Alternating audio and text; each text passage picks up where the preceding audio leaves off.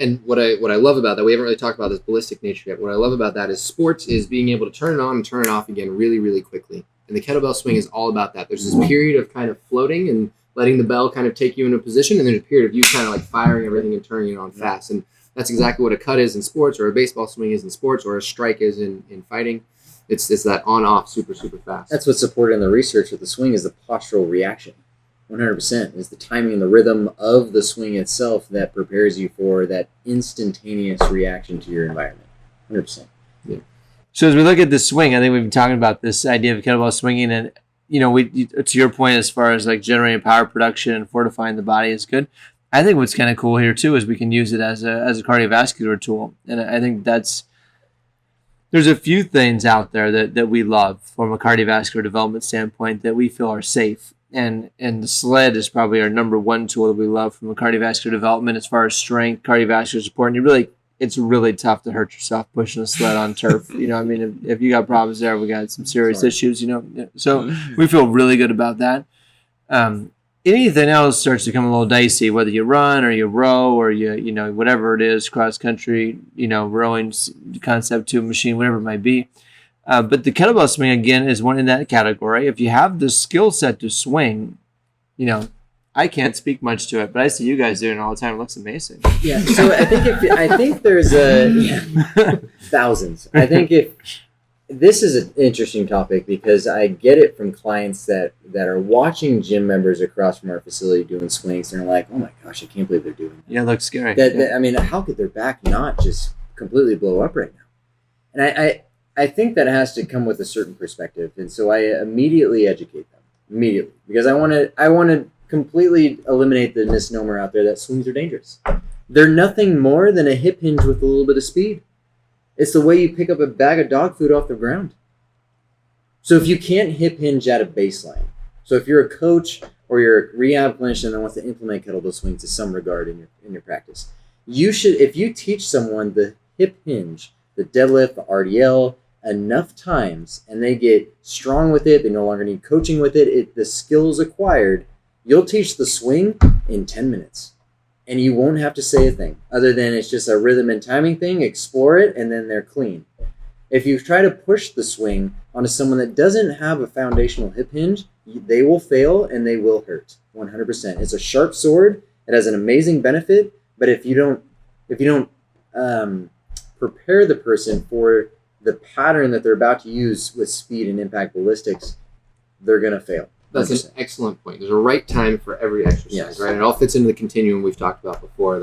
And the kettlebell is probably a unique tool in that it can kind of fit anywhere on the continuum. We've talked about it being very early on from a stability perspective, and you're now talking about it being like a reintegration, like speed of tissue, power development towards the end of the continuum, right? So Swiss Army knife. Exactly. It's something that can be used for many, many different tools. Strength development in the middle. There's a lot that it can do. It's very versatile in that way. And can we agree that the hip hinge is the foundation of most athletic movements? Most athletic movements, you can find a hip hinge pattern in there somewhere. Yes. So if you're going to practice something and be better at something as an athlete, the hip hinge with speed and ballistics is where you should go. And this might segue later into another question, but if you can practice something a little less weight and more volume for skill acquisition, that would probably be your best option outside of like 1 or 2 reps at a time. Skill acquisition. I always felt that it was that mostly than anything else. I don't know why it felt like that to me, but it was skill acquisition at the end of the day. Yep. Like it really made you hone in on the things that make up the components of managing the kettlebell really, really well. And it gives you a purpose. It gives you questions to ask if you're not doing it well, and many components to consider outside of just the lift. You're not just getting it done anymore. You're owning it. You're doing it with relative perfection if you can. And I think that as a clinician, you have to experience that yourself. Absolutely. I mean, I don't know if we've covered this in another podcast or not, but I absolutely believe that you have to be able to do everything you ask your clients to do. And the only way, the reason for that is because you have to be able to have some point of reference on what you're cueing or what you expect them to look like, what they should feel. You should be able to speak to that. And so when you go through like these skill acquisition, experiences with the kettlebell, which you could do with the barbell for sure, with Olympic lifting and whatnot, it's a sport. But I really felt that my transition from the barbell to a kettlebell really I don't know, hone that for me. Well, let me ask you a question then. How long did it take you to train for that SFG? It took me 8 months. I was Right. weak as shit over my head. I'm not gonna lie to you. Baseball player, taboo to go over your head. I was like right-handed. I could barely push a 20-kilo belt, just 44 pounds, weak as all could be. Right. Left arm was like barely pushing the 16. I could squat whatever you want me to, but then my upper body is like this little noodle system. Perfect. It's insane. How long did it take you, Russ? I was a strong 8 months. It was maybe 9 months. Yeah, it was 4 to 5 training days a week. So Because he didn't move well. Well, It's the exact opposite. Tony, let's ask Tony here. Tony, how long did it take you? I'm still working on it. Still working on it. We're in That was continuation. a Right. leading question. Yeah, leading question. But so my point here is that I think the biggest thing I took away from that, and that the biggest piece that I want our clinicians to take away from that when they do this, is the time it takes for this skill acquisition, but also this physiological adaptation. Yeah. You see somebody for a 6-week time period, you really can't expect that much to happen in that time period. Right? Well Where said. neurological changes are happening in that time period. What I want people to see is that it actually takes 8 months for this shit to change. For you to press 53 pounds over your head, going from 35 to 53. 72 now. 72 now is great, but I was sticking with your 8 months. Thank but you, appreciate that 8 months to that 20-pound change took you 8 months.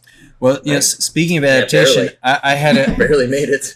I had a doctor friend that told me I had an elite UFC fighter. He was a champ of 2 times over, and the best in the world at one time, the absolute best in the world. And he fractured his back, and I was getting him back to kettlebell swings, and the doctor, and he had a great place in his heart. His heart was, Rush, you got to be really careful with kettlebell swings. He fractured his spine. And I kind of calmly said, I know.